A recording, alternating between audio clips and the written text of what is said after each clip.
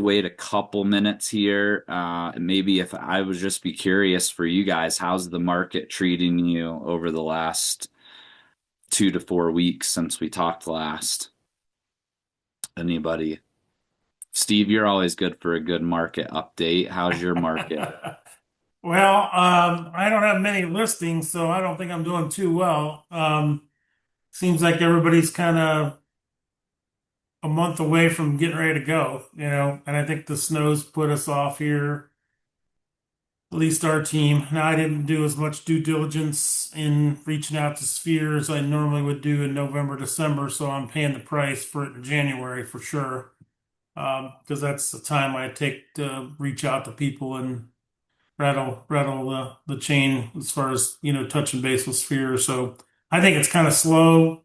I really don't have any listings to kind of give you an activity report on showings, but I feel like listings are super competitive on commission rates. Everybody's looking for a deal these days, that been talking to, which is not always normally the case, but a lot of those listings I've been into in the last 4 weeks have not been close to my sphere. They've been a referral from someplace. So more commission objections than normal. Yeah, yeah. We could do it for two or less, or and can we cut the commission on the buyer's side? Which I always think's a bad side deal. So that's where I'm at today. So I'm looking for some wisdom from you, my friend. So. All right. Well, I've got some, I think, pretty good news. So, but obviously on the ground, what's happening is definitely important. Anybody else have any anecdotal evidence, which is always, in my opinion, more valuable than the numbers, because the numbers are always, historical, right? Like this is what really, like you said, your January is really a reflection of what you were doing in October, November, maybe December. And so, always curious as to anything else. Anybody else seeing any trends before we jump in? Troy, I've signed three listings in the past like 5 weeks, but they're all waiting whether we're gonna do some improvements or whatever. But feel like the snow stopped it for me. And even with my buyers, they're not really going and seeing. They didn't love trudging through snow. I was actually shocked. I did take a buyer to see a couple, and I was shocked how many listings didn't snow shovel. We had a lot of snow, and so it was like we were like, almost like ice climbing to get in. I know we went into contract on a $700,000 property the day before the storm, and like 5 days later, we had the inspection, and the seller did nothing. Like it was vacant, I know, but I know that the sellers live in town, and I was like, that's cruel. Yeah. Like Yeah. not even like you don't have to shovel the whole driveway, but at least like a path, you Right? know? But I mean, that's kind of also the nature of society these days, unfortunately. It's like, what have you done for me lately? Okay, well, I'll jump in. I appreciate that. And I've seen the same thing. And I think, the short-term numbers that we have for Central Ohio certainly reflect the showing data. The spoiler alert is that like the first 2 weeks of January started out really awesome, or two and a half. And then as soon as the snow came, like it's the lowest number of showings those 2 weeks over the last 3 years since I've been started tracking that. So it's definitely not just you, but I think there are a lot of reasons to believe that, starting maybe even, well, probably next week, and I'll show you why I think that, not this weekend necessarily, that we'll see people now that the snow's starting to melt, that I think things are going to pop and pop quickly. And so, what I just told my team at our team meeting this morning is any FHA or VA buyers or anybody that needs closing costs, you should be figuring out a way to get them out there this weekend, because I think next weekend might look very different. So anyway, so we'll jump in real quick instead of going through all of this without slides. Although, as most of you know, I can always talk. So, um, Steve, you're smiling like you're not exactly the same way. That's why I called on you. All right, so hopefully you guys are here for the February market update. Obviously, we go over national stuff, but focused on Central Ohio for a lot of it. Who am I? I think most of you on here know who I am, but I'm an agent, have a team, I'm an investor. Also have a property management company, which is growing way faster than I expected. So we started out really realistically, seriously about a year ago, and we're nearing 200 units under management. So we have grown a lot, and we're excited about that. We have three full-time people plus Allison wearing a full-time hat in both businesses and me the same. So thank you, Allison. I think I saw you jump on here. But we're definitely rocking and rolling over there. So any property management needs that you guys might have, would love the opportunity to have the conversation. And then I still do a little bit of real estate coaching in addition to obviously my team. So I haven't been as good about social media, which is so bad because Gary Keller says like that's the most important thing we could be focused on. But in my world, that's been like kind of on the back burner. So hoping to get back into that a little bit better this year. All of you should though. Hear me. Don't do as I say, not as I do on that front. All right, this we'll be talking about interest rates, which is definitely a good conversation right now, consumer confidence, and then inventory and selling trends nationally. Then we'll jump into some local trends. Like I said, I think I have some pretty cool information, especially on the local trend side, but I think the national data also falls into line on that. So all right, before we get started, I know that most of you, maybe more than normal on here, are numbers oriented people, but a lot of you may still not be. And so I just want to encourage you, don't get overwhelmed by the amount of numbers and also my knowledge of it, or maybe even other people's interest or knowledge in it. You know, if you're on here and you're not a numbers person, or maybe you're newer in the business, my encouragement always to pick one or two things out of here that you can really internalize and know well. The cool thing is that just by attending this, all of you are going to know way more than your clients do. So even if you've never sold a house before, if you can just pick one or two things out of here, your clients will be impressed. And you'll also know more than probably 75% of the agents that you're in competition with. And I think when, Steve brought up, for those of you that weren't on at the very beginning, the idea of maybe a little bit more commission competition, meaning that especially on the listing side, we're seeing sellers trying to push commissions down a little bit. When you can come to them with an idea of what's happening in the market and then also use data to support your conclusions on a strategy, I think it puts you in a much better position to be able to fight for your commission. If you just come in with a bunch of opinions that aren't backed by any kind of data and try to use relationship building only, in my experience, that's when you get the most amount of pushback, because just because you're my friend, or that, more importantly, like Steve said, oftentimes it's the referrals that can be the worst because they don't really have that relationship with you, or they feel awkward asking for the discount. So they're willing to ask for the discount, and just because their friend referred you to them isn't enough. So I would highly encourage you, and I'm sure for those of us in the room that have been in the business long enough, you know that the handful of times where you've gone into the listing appointment thinking because it was a referral that it was a slam dunk and you didn't need to maybe work as hard on preparation or whatever. We all do that every once in a while, even if we would tell you not to do it. And those are the times you get caught, when you're not prepared and you don't have reasons for your opinions. And especially if you don't know who you're meeting with, if you're meeting with somebody like me who's very numbers oriented and you come in and try to talk about how cool you are and like, I don't care. I'm not trying to find a new friend. I want to know why you think what you think. You're going to lose a lot more by only understanding the relation side than you will if you go in and just talk numbers. If you can do a combination of both, that's the best of both worlds. But always know your crap, and you'll be in a great shape to close the deal. The number of times, I don't know if I told you guys this, but I did go on a listing appointment a couple months ago. I got referred to an on market listing who wasn't happy with their agent.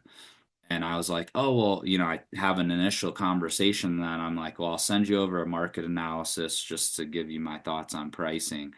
And they were way overpriced. And their response to my email was, this is great information. My agent never talked to me about this. I was like, well, how did you come up with your list price? And they're like, well, he asked us what we wanted to list for, and we told him, and that's what we listed for. So again, this is on a $500,000 house. I mean, it's not a 1.5 million, but it's also not 100. Like people, and the reality is they're first time sellers, right? They bought a new build what 4 or 5 years ago, and so they don't know what to expect. They're busy, they have kids, all that stuff. So don't assume that just because you're new that you have to be perfect. There's a lot of agents running around making money doing nothing. So, all right, that's my soapbox I'm jumping off of. All right, mortgage rates. So definitely good news on the mortgage rate front. Um, we'll get in, I think my next slide. I don't know why it's not previewing my next slide for me, but um, I think my next slide, whoops, whoa, what happened there? I just saw everything. So this is going back 3 years. You can see that interest rates have been on the most consistent downward trend over the last like 7 months as they have been really since 2022 when rates were really low. So that's very, very good. We've been on a fairly consistent upward trend when we look back at May of 2023. But the good news, in my opinion, first piece of good news is that this is the lowest interest rates have really been for any extended period of time going into spring, really since the interest rates went up in 2022. You can see in 2023 there was a short like month long window, and actually the market kind of rebounded during that time. For those of you that were in the market, we saw actually kind of a pop in 2023, and I think a lot of us in spring, because of the rates, and a lot of us kind of thought like, oh, maybe this like nightmare is over and we're going back to normal. And then summertime came, and then the whole next year came, and really we've been in that ever since, right? But that's one of the reasons why I'm super excited about it. The other thing is if we look down here and look at year over year numbers, for those of you that have a short memory, which is most of us, interest rates last year, this week, were at 7%. So that's a big difference. That's, first of all, a lot of buying power. Second of all, and I don't have a slide on this, but I think the number I just saw, and I should have a slide on this, but I think it's something like 35% now of all mortgages in the US are over 6%. So when we think about like the conversation, and fact check me on that, but if you just put it in Google right now, that you'll definitely be able to come. It was just a headline number that I heard a couple days ago. But the biggest thing is 2 years ago, all we were talking about was the golden handcuffs, right, of the interest rate. But when we're now getting into that 35 to 40% of people have an interest rate that's at or above where we're at right now, that conversation starts to disappear pretty quickly. Then you also have the people whose life circumstances have changed. And so I don't know about you guys, but the interest rate conversation is like way, way less frequent now. I mean, I think probably 15-20% maybe. And a lot of those people just aren't even having conversations about moving. But the people that are connecting seem to be saying, like, either we're moving because we want to and we know the interest rate's going to be higher, or we already have a higher rate and now we've had it for 3 years and life has changed, so we're ready to move. And it's really no different because I'm selling my 5.5 or 6 and I'm getting a 6, right? Like that's not really that painful. And so definitely this is one of the good pieces of news. All right, I've been talking about this several months now. And notice I took away the headline of interest rates are the news, because actually interest rates are a part of it, but I really think it plays into the consumer confidence. And I don't want to jump in certainly don't want to jump into any kind of political conversation here, but certainly headlines drive consumer confidence, right? And so if the headlines are all negative, which unfortunately they have been, whether you agree that it's warranted or not, is not, this isn't going to be the arena for that. But the headlines have been negative a lot. And so we definitely have seen consumer confidence struggle, and it all started with well, actually, to be honest, we all would probably say, if I polled you, you would say like it started with the tariff conversation. But actually, as soon as the election happened, like, so inauguration is in January 20th. Look at February consumer confidence. Everybody was like high on the idea of change. Well, most people, there was still some that hated life, but there were a lot. 65% of people were feeling great. And then by March, it was 57%. Then the tariffs just completely destroyed whatever not good feeling was left. And then we really haven't recovered from there. So we've been in the 50s. We, jumped up a little bit in July, but we've been in the 50s ever since. We've been on a very slow climb back up. So we're back up to 57.3%. But if you look over here at the expected change in prices, that's where you can kind of see that everything fell off the wagon. And so I used to think that interest rates were the most important, but I really believe that it's consumer confidence that really drives the consumer behavior, which makes sense, obviously. I think interest rates are a part of that, but I do think that we are starting to crawl out of the deep hole that really 2025 was when it came to consumer confidence. The other thing that's changed a little bit is that the expected versus the current index has kind of been more in line the last few months. So last year, it felt like we were expecting one thing and getting another like all year long. And now we're kind of in line. So I don't know if that, again, I don't know what the reasons for that are, but I do think that the consumer confidence levels are rebounding. We will see what impact that has. I did not put a slide in here, but I will say the jobs report that came out today was there were twice as many jobs added as expected, which isn't great for mortgage rates, but it is an interesting development. We'll see. I wouldn't put any weight in 1 month, but it's definitely interesting. The biggest change was that manufacturing was up for the first time in many, many months. So we'll see again if that was a blip in the radar or if it was something different. This is kind of consumer confidence in a graph going back several years, so you can see kind of where we are compared to the average. And this is like kind of what I'm talking about. Like starting with COVID and then everything since then, like people are just miserable. I mean, that's just the reality. Since 2020, like look at these numbers. Like, I mean, I think there were a lot of, and I'm trying not to get too political, but there were a lot of people hating Trump back then too. But look how much more confident they were just about everything. Like people are just not happy. Um, and so I don't know really. I know we all feel it, right? But it's just wild to me. Obviously, the prices are definitely a thing that's causing a lot of people that feeling. Um, but the consumer, again, after peaking last year after tariffs, in terms of their expectations for future pricing, we can see that the trend has been steeply back down.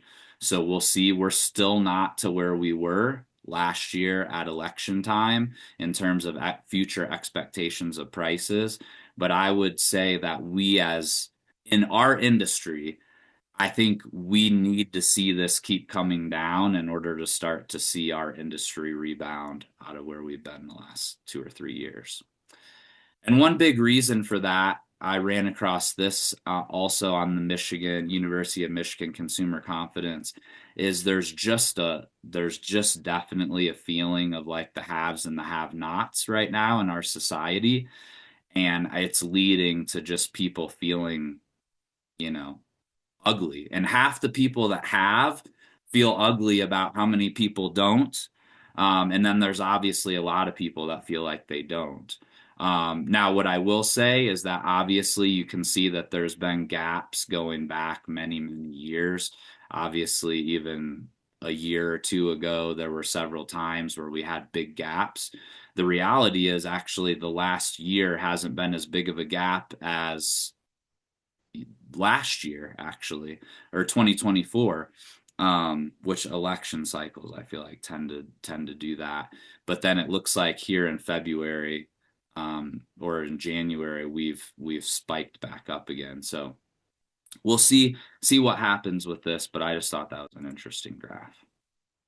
All right, active listings, into this is national. So one thing realtor.com, which is where I get these from, did this year. So we used to have a ton of lines on here, almost to the point where it was hard to follow. They lumped 2017 and to 2019 into a quote unquote average, which I think was kind of a smart move. So you can see that the active listings were all the way up here during that time period. So this is what I would consider to be pre-pandemic. And then you have the pandemic year here of 2020, where that was when the real estate market just went crazy. It's really kind of the one anomaly to seasonality that we maybe have seen in the last 25 years. January was just below 2020, but remember, pre-April 2020 was like kind of a normal year. So we are kind of inching much closer to the pre-pandemic inventory levels, which again, if we can stay here is a fairly healthy market. We were still in a pretty good from a historical perspective seller's market. Um, but definitely then when the pandemic era came, we didn't know what we didn't know, but that was nothing, right? Um, so we're up 10% from last year, but again, the rate of increase year over year is definitely slowing. So new listings, we're actually back even with last year pretty much. Um, Still well below the pandemic and also pre-pandemic era in terms of the number of new listings. And so with the number of new listings kind of staying still well below pre-pandemic levels, if the only thing that allowed inventory to rise last year was the fact that we had a really low buyer count. And that's where I really think that whole interest rate conversation that we started with is going to be important when it comes to our inventory, because if interest rates remain a percent below or close to 6% through the spring season, I believe we are going to eat up a lot of the inventory that comes on the market and maybe dig into what we had left over from last year. And we could very quickly get back to a very strong seller's market, which is, spoiler alert, what I predict to happen if interest rates stay where they are and the number of new listings stays kind of in line with where we were last year. So we'll see. Total listings is just kind of all of those added together. So you would expect it to look similar, and it does. Pending sales.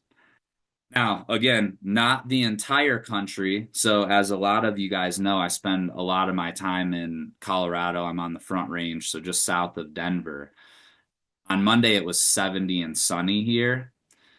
Now, the other two-thirds of the country, including Columbus, and I was back there for a week during your deep freeze, so don't act like, it's all bad. And trust me, the mountains are getting snow this week, so I'm happy. I'm happy for the snow. You guys are happy to give it up to me, and we're all happy now. And it's still warm on the Front Range, just the mountains have snow. But anyways, the big thing I think for January is 1.2% increase in pendings year over year. If you look back, other than this little blip in the radar, which was the end of 2024, this is the first time that pendings have increased since literally the beginning of 2022, actually the middle, probably what is that, Q3 of 2021. So again, irregardless of whether we see more new listings or not, what this tells me is there's more buyers in the market. I mean, it's a guarantee. You can't have more pendings without having more buyers that are making a buying decision. We're going to see that also come true in the local data, actually at a much higher level. But NAR, everybody predicted that we'd have 10% more sales this year than last year. This is already in January proving that. And I think if we would have not had that huge snowstorm and cold weather that impacted two-thirds of the US in January, we might have seen that number be even larger. So we'll see what happens in February. Days on market, still pretty high in comparison to the last 9 years. But again, kind of in a trend. And if we look back at 2025, which is this black line, we see that we've really settled back in to what I would consider a pretty seasonal trend. Last year, kind of in June and July, it looked like we might go crazy. But then at the second half of the year, we kind of leveled back out again and actually, you know, kind of settled into more of a normal pattern. And I expect that'll continue this year. Median list price. I mean, look at this. That's the story of the last 3 years, in my opinion. How many people have been calling for a huge decline in pricing? Now, granted, if you own a house in Florida, you won't want to listen to this and you'll tell me, you'll probably have choice words for me. You own a house in Austin that you bought in 2021, you probably have choice words for me. But I would say the biggest surprise over the last 3 years with the drop in sales is that we really have not seen the same drop in average sales prices. Now, granted, if you bought a house in 2022, you're not super excited about this because it hasn't really appreciated much on a national scale. But the biggest thing is we have not seen a big loss in equity.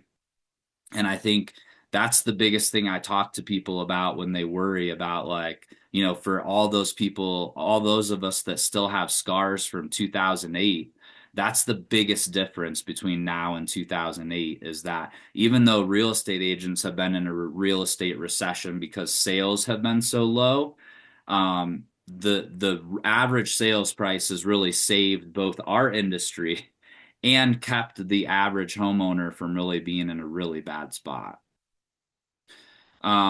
Share of listings with price reductions. Again, we kind of saw that nosedive at the end of the year. And so I would expect a more normal year this year with the percentage because sellers are getting more realistic. Regionally, this is more just fun to look at. But the Midwest is kind of like leading the pack in everything. So pat yourselves on the back as if we have anything to do with this. But actually, even so, yeah, active listing count 10.3%. So pretty much in line. Northeast has had really low listings, but this is the fun one. Look, we're the only area that has a positive year over year increase in median list price. So that's good. The West, not doing so good. Trust me on that. South, also not. But again, inventory isn't crazy. Like it's active listing count up 12%. It's not game changing. So yeah.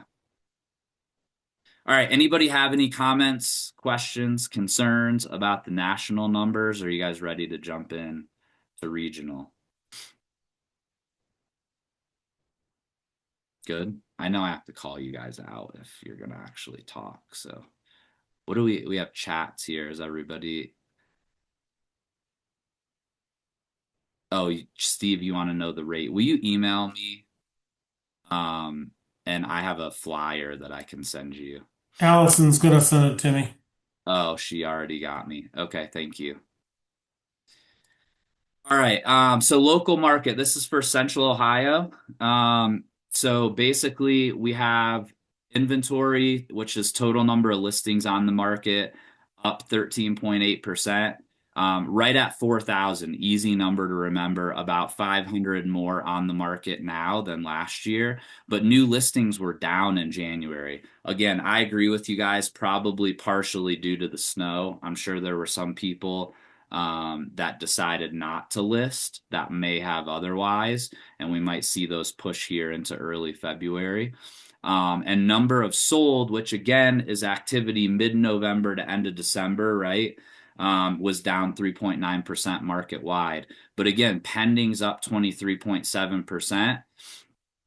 Here's what I want to show you. Look at the rise in the red line from December to January last year versus the rise in the red line December to January this year. That's a huge increase in the number of people that are buying that went into contract. And again, that's with the snowstorm, right?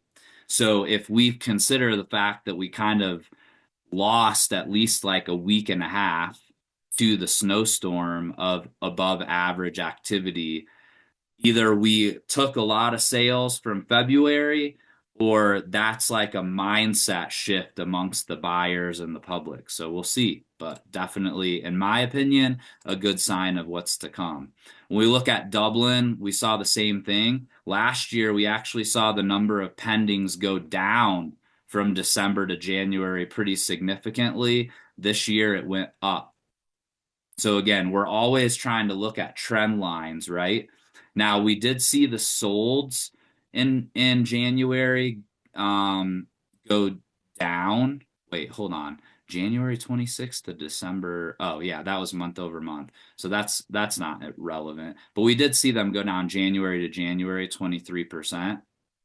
And then we're seeing inventory in Dublin, which has been a kind of an issue here over the last few months, up 47%. But I think we're starting to kind of even off there.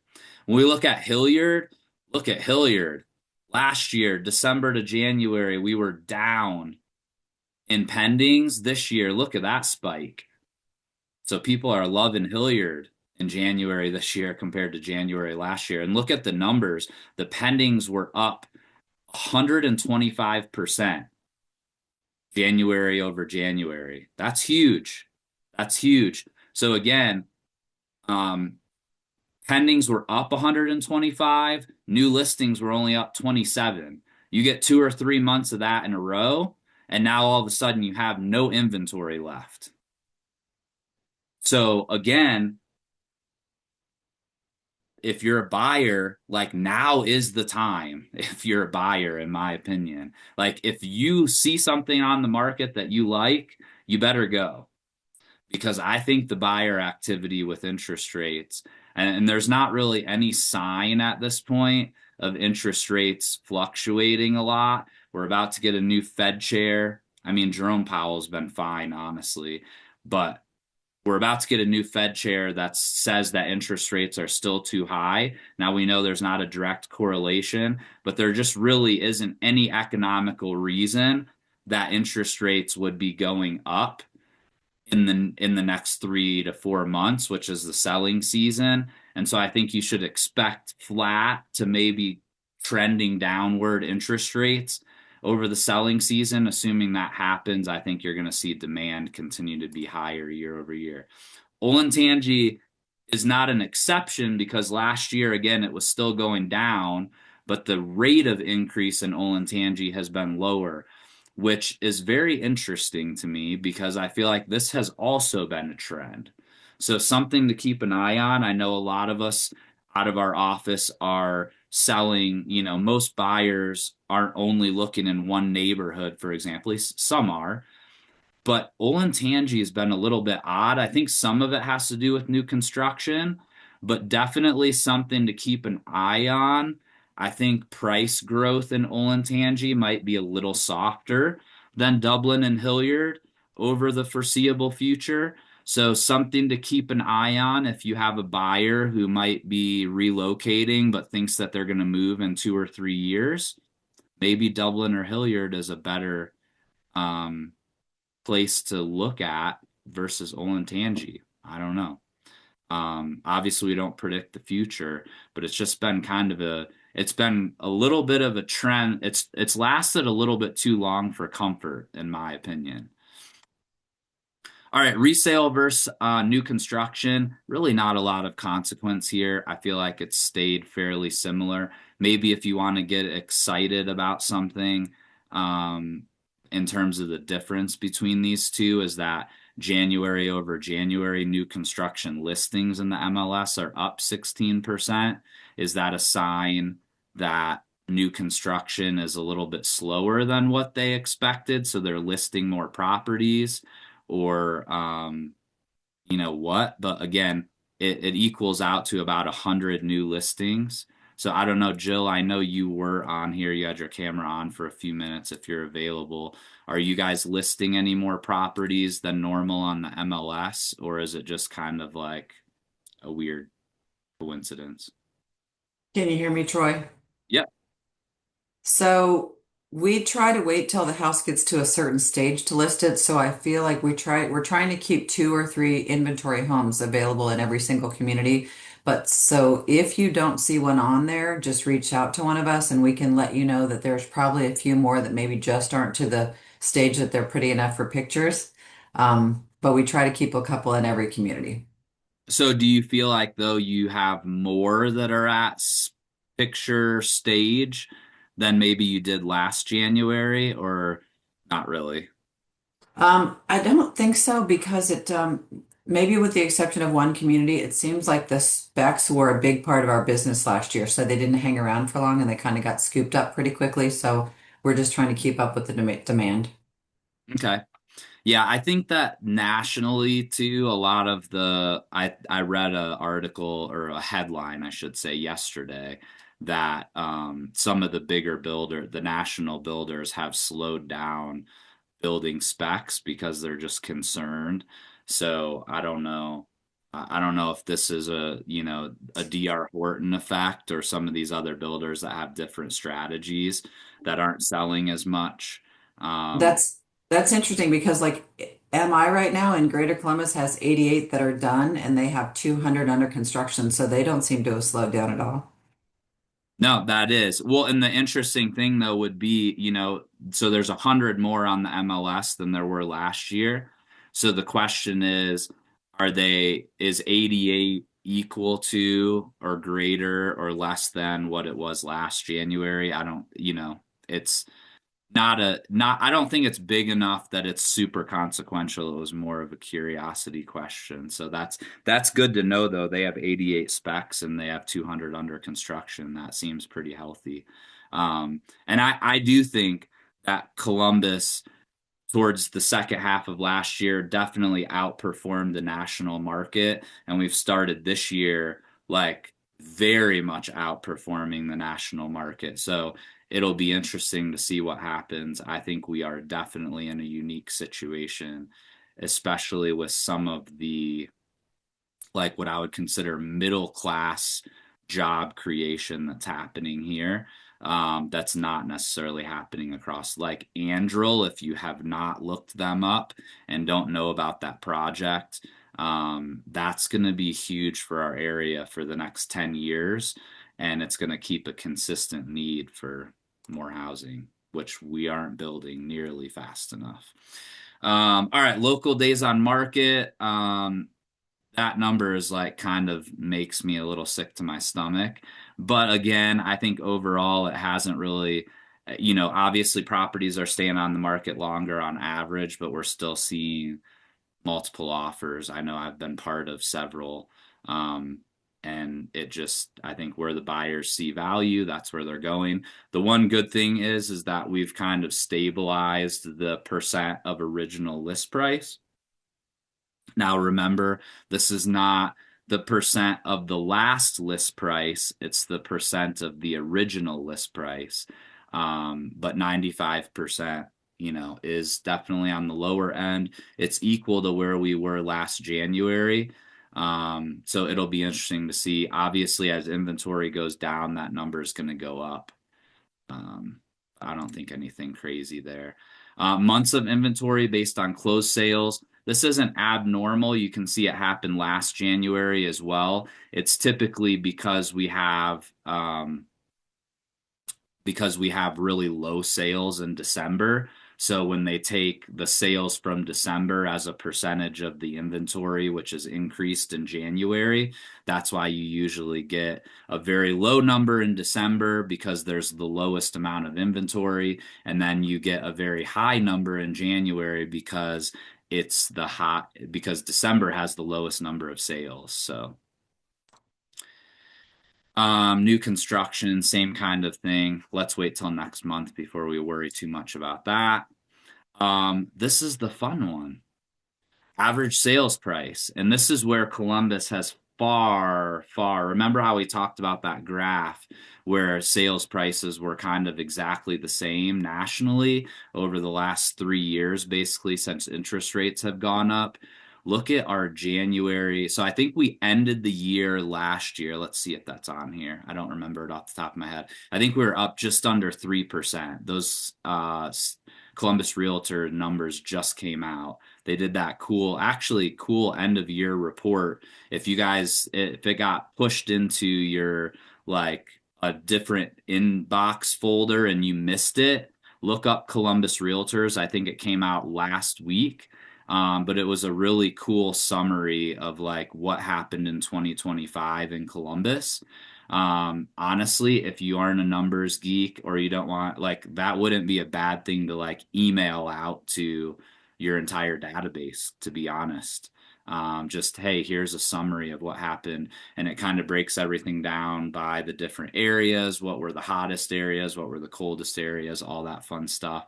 But kind of done for you, which is a really good handout. But if we look at January year over year, and we would expect this, I think, based on the increase in buyer activity, but sold prices in January were up almost 9%. Now that's an average, so a couple really expensive sales can throw it off.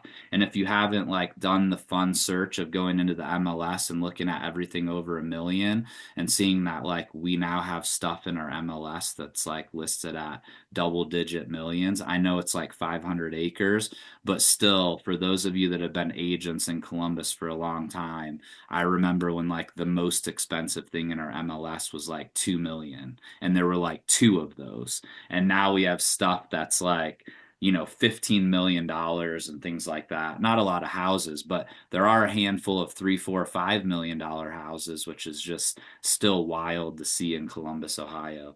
But long story short, average sales price has been flat, which seems like maybe a bad thing, except look back at last year. Look at that huge dip that we took in January, and it was all the way until March before we got back to what would have been flat from November and December last year.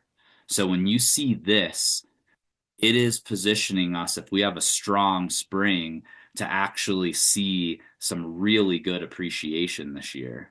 I don't expect 9% necessarily, but I think it's possible if we were to see interest rates stay really low. So again, go back through the Rolodex of all those buyers that said that they were going to wait for prices to drop.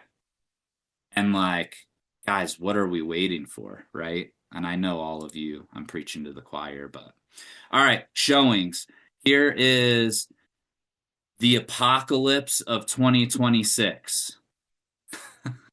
The showings. So you can look at all the years, like basically starting in the first week of January, we just kind of slowly went up, with the exception of 2022 when interest rates were going up.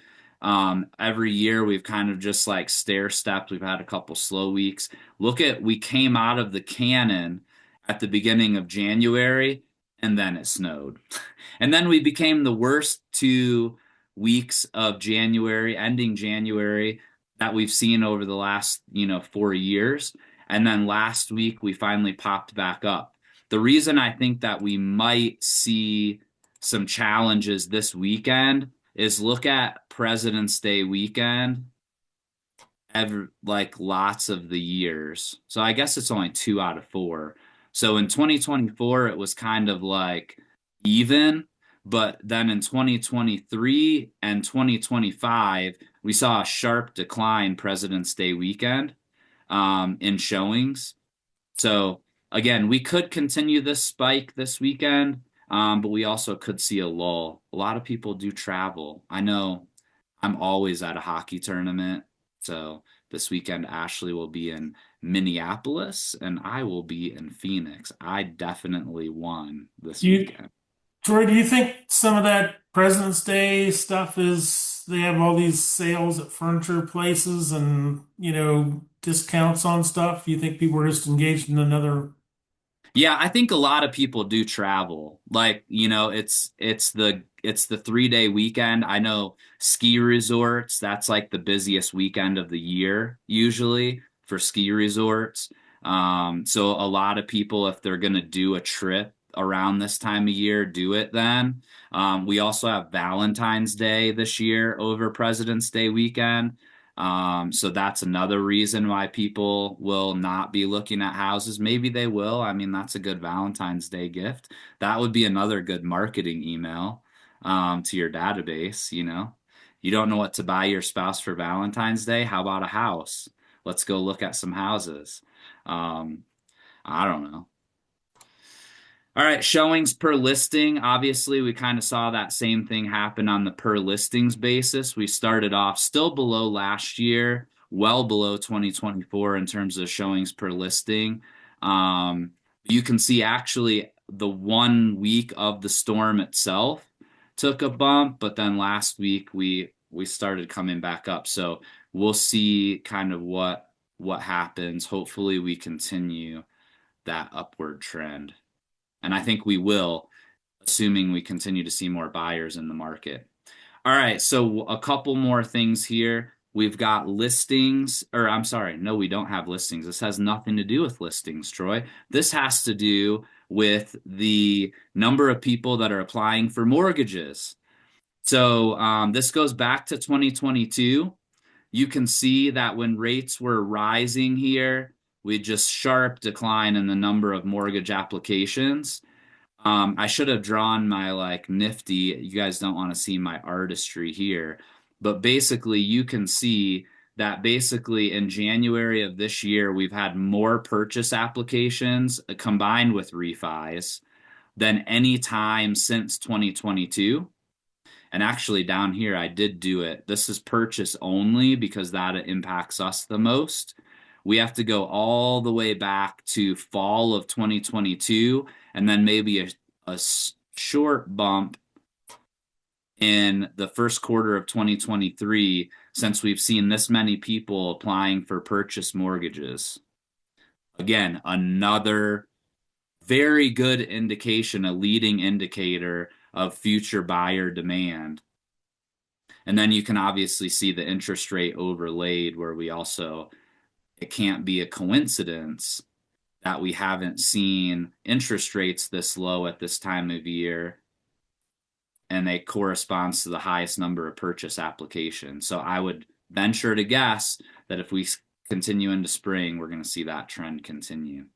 So that's cool. And then if we look at change year over year, the number of purchase applications up 19% compared to the same time last year. And look at refis. You want a reason to reach out to your people. Again, 40% of them have mortgage rates over where we're at today. Reach out and ask them if they want to refi. I know a great lender. All of those things. Be a resource. I have been showing this, I feel like it for way too long. because it's from all the way back in June of last year. But this is a graphical representation of what I've been talking about all day. And that is that this gap between buyers and sellers is the whole reason why inventory increased. But if we go back to all of this time period pre-pandemic, we had more sellers this entire time than we have right now. So if buyers just went back to pre-pandemic levels, which was here, we would be screwed when it comes to inventory. And that'll happen overnight, right? Buyers jump back into the market. If we went back, actually I'll go back. I usually kind of go over this lesson, but since it's springtime, I'll go over it quickly again. Buyers always enter the market before new listings do. So we always have a lot of buyers entering the market and then new in March, and then new listings really don't peak usually until May. And that's the reason why inventory keeps going up throughout the summertime, because the buyers, if they're represented by this in contract line, have already quit, started to drop off for the year. Buyers peak in May, sellers peak in May or June, but there's still sellers are way above buyers usually through the summertime. So I say all of that to say that if we get into a situation where we have consistently more buyers than we do sellers, we're going to eat through that inventory really fast. All right, rental market, flat as a pancake in terms of increased prices. Some areas certainly are seeing decreases in prices. I wouldn't say that most areas are seeing like year over year increases at all in rental prices, but I would say demand for the correctly priced rental still in very good shape. Um, and those are the sources. Anybody else have anything to add? Questions, comments, concerns, things you want to see for next month?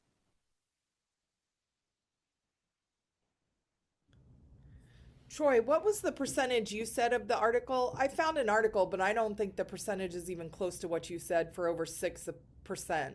The I thought amount. I heard 35. Okay. I'm going to What keep is that? What searching. does your article say? I found a Redfin article that said 17%. What's the date on it? Um, it was February, I think 5th. Let me confirm. Oh, so it's like in the last week. February Maybe, 6th. maybe Oh, you're right. hey. Nope. Let me keep searching. Wrong year. Perfect.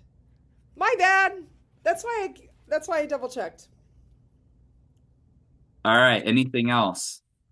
Troy, is there any like sister cities that are like Columbus, Ohio, like Charlotte, or that we could compare to a couple cities, around the country that maybe are doing better or worse than us, or a different range? Is that any value to anybody out there? Compare. Um, so like people that are whose markets are similar and like what they're doing, meaning like is Charlotte bad compared to us, or what do you Yeah, mean? yeah, good, bad, different, same. Yeah, I mean, I can pull, that's an easy thing. So yeah, I could pull that. Um, it gets kind of difficult, right? Like we could compare similar size population wise, but then you kind of get into the economics of it. But yeah, that would be good. Yeah, and there were Indianapolis. Yeah, cities that it's we would refer a lot of referrals go from Columbus to Fort Myers, or what cities we're referring people to, just as a barometer or a look see. yeah, I do know that I saw an interesting graph. I think it was on Resi Club. I don't pay for a subscription to that, but it looks like a ton of fun data, but it's like $500 a year, and I just don't need another subscription. But they had a map of like movement in the US, and it was interesting. I think Ohio was up like 1% in population last year. Um, like Colorado, which had been leading, or near the top of people during COVID, like we lost 2% net. And I know like California was like -6. So it's definitely changed to like a lot of Midwestern states actually have been seeing increases in population um, lately. But I did find an article really quick, and I'll share my screen. So I was a little high, but this is also through Q3 of last year. So we don't have Q4. But it looks like about 21% of mortgages are above. And I can actually let me put this in the chat and you guys can grab it, the the link. Um, so yeah, this is talking about the lock-in effect. Um, but you can see too that only 50% of mortgages are below four, 70%. Maybe this was the number I was thinking of. Maybe I was thinking of five, but 70% are below five. Um, so again, I think, but like you said, what was that number just a year ago? Did you say? 17%. Oh, Yeah, 17%. 17%. So yeah, we've increased by 5%. So still not as cool as what I was talking about. So see, you guys have to fact check me. Thank you for fact checking me. But here's what I am gonna do. Thank you guys, because I think this maybe is the first time. First of all, we went almost the full hour, but my high was 21 today, and I'm still at 21. So you guys rock.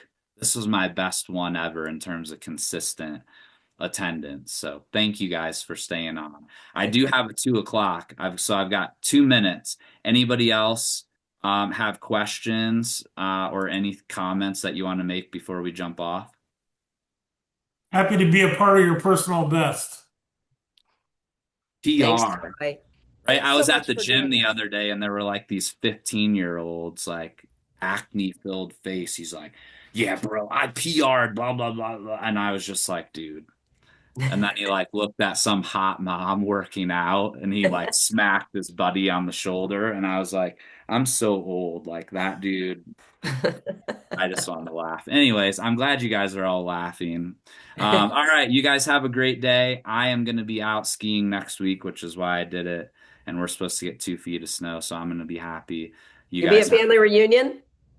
I am going. I was Okay. kind of last minute addition. So yeah, I come back from I go leave tomorrow morning for Phoenix, come back Monday night, drive to the mountains, come back to my house Friday, fly out Saturday for Atlanta, and then from Atlanta I'm coming to Columbus. So Oh, in good. 2 weeks I'll be in Columbus and I won't sleep in my bed again for what, 17 days. So I'll see you guys soon. See you at family reunion. All Yep. right, See you bye Thanks so guys. there. much, Troy.